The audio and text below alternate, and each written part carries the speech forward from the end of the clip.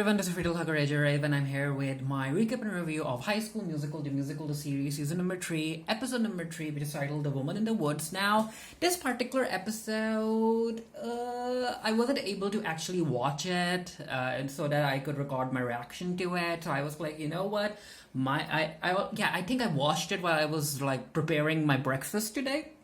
So I was like, you know what, might as well do a recap and review, but also because I didn't cover the previous episode, it was an okay episode.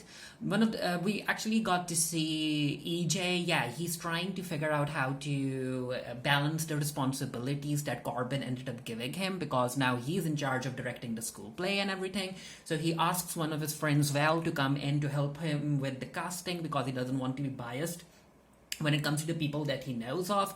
And Ricky came back, and Ricky decided to audition, and yeah, the writers are basically trying to, I guess, rile up the fandom that Ricky and Gina might get back together.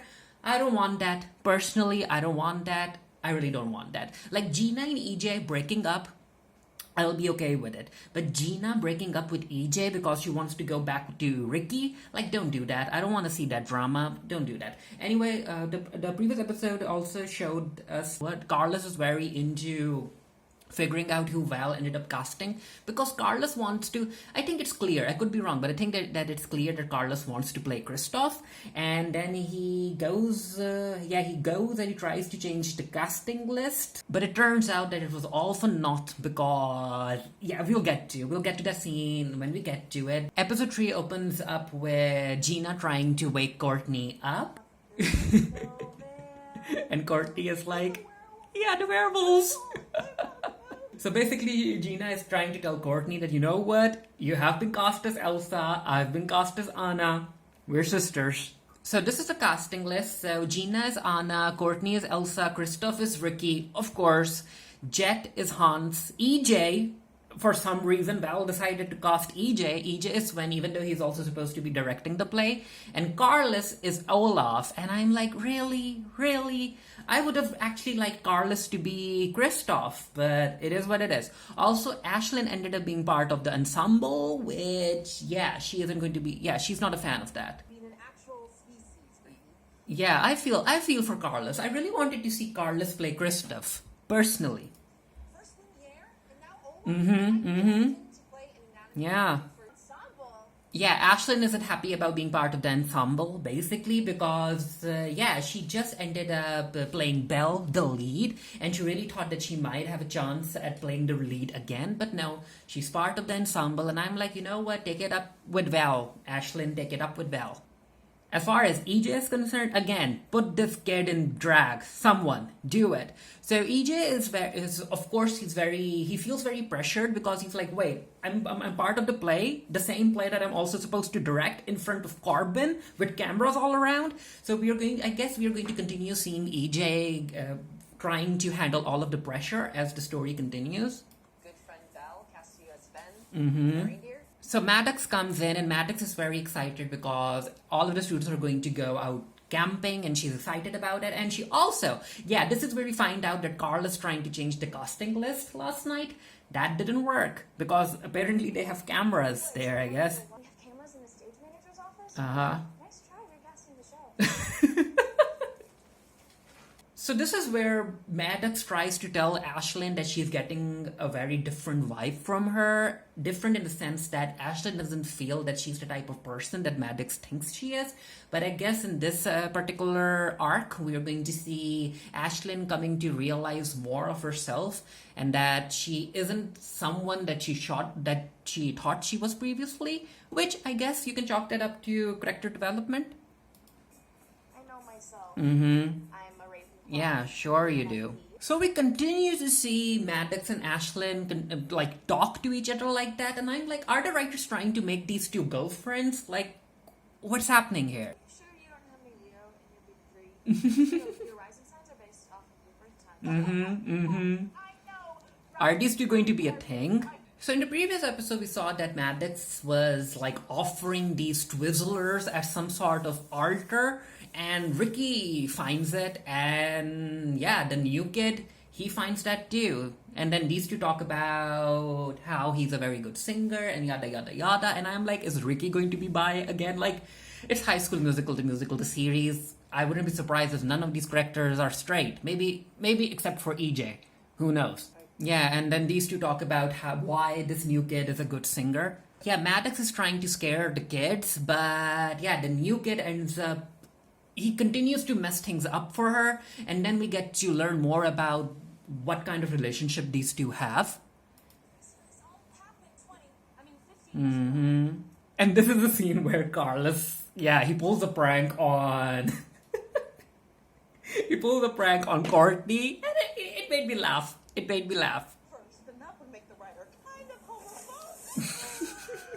It's basically Ricky. It's basically Ricky messing with her. So Ricky, Gina, and Ashlyn are in Ricky's tent, and he's busy working on the script because Carbon is coming tomorrow. And Ricky wants to take EJ and Gina to the altar that he found, but EJ is busy. Ashlyn wants to talk to EJ about when she was born, but yeah, EJ is busy. And I'm like, you know what? Leave him alone. Leave him alone. If you aren't going to support him while sitting with him as he works, like, leave him alone.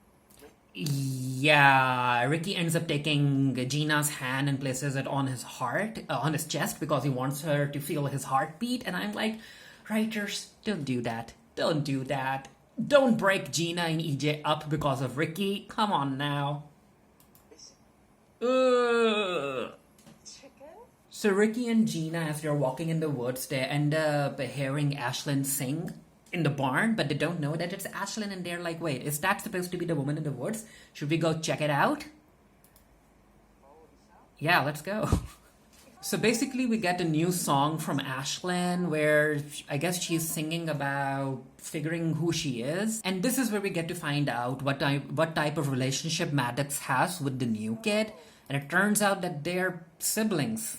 And she isn't a fan of her brother basically coming to camp and she needing to keep an eye on him because camp is her thing and things are changing around her and she's just not dealing with all of that well. It's mine.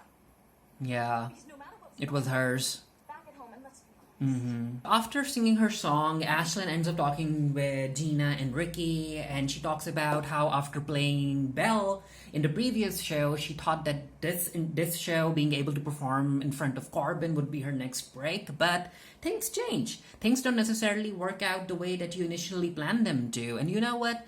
A whole lot of time it's for the better. And she's like, you know what? If it's not going to be my big break, Gina, it can be yours. So she's basically showing her support for Gina. And Gina, of course, yeah, Gina appreciates that. So Carlos is out there supporting EJ, and I'm like, oh, that's nice. And yeah, Caitlin decided to come into the tent as well because she really thought that Carlos was dead, or that, yeah, the woman in the woods got to him. And this is where EJ ends up saying that, you know what, I'm trying to handle all of this by myself, but it's tough.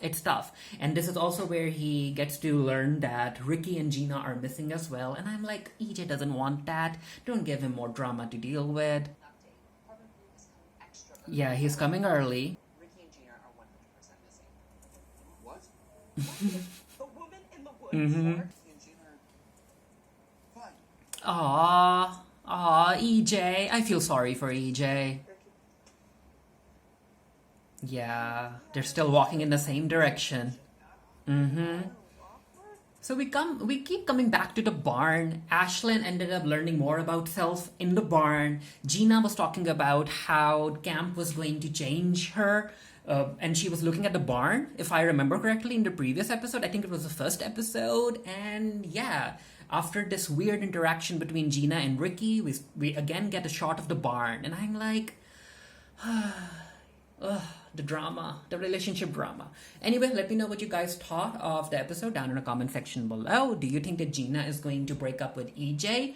I highly doubt it. I think that that's not Gina, who Gina is as a character. I don't think that she would break up with EJ just so that she could get back with Ricky. I don't think that that's something that she will be into doing. But anyway, let me know what you thought of the episode down in the comment section below. And until next time, stay happy, stay safe, stay blessed. See you guys later. Bye.